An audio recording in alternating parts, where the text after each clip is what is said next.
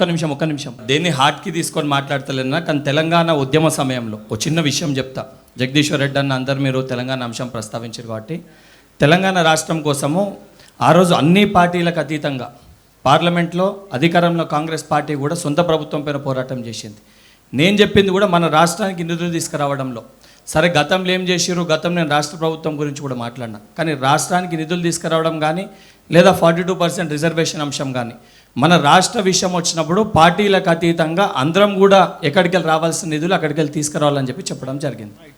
మీరు అన్నట్టు నిజంగా అందరికీ ఈక్వల్ ఫండ్స్ ఇవ్వడము, ఈక్వల్గా ఇస్తున్నా లేదా విషయం వేరే ఉండొచ్చు, కానీ రాష్ట్రం విషయం వచ్చినప్పుడు ఆ రోజు తెలంగాణ ఉద్యమ సమయంలో సొంత పార్టీ పైన ఏ రకంగా అయితే కాంగ్రెస్ నాయకులు కొట్లాడినరో ఈరోజు రాష్ట్ర అభివృద్ధి కోసం పార్టీలకు అతీతంగా అందరం కూడా ఆ రకంగా పోరాటం చేయాలని చెప్పి తెలియజేస్తున్నాం. వెంకట్ గారి ఆకాంక్షను ఆశని మేము తప్పకుండా గౌరవిస్తాం, గుర్తిస్తాం. అప్రాప్రియేట్ టైంలో భారత ప్రభుత్వం అప్రాప్రియేట్ నిర్ణయం తీసుకుంటుంది.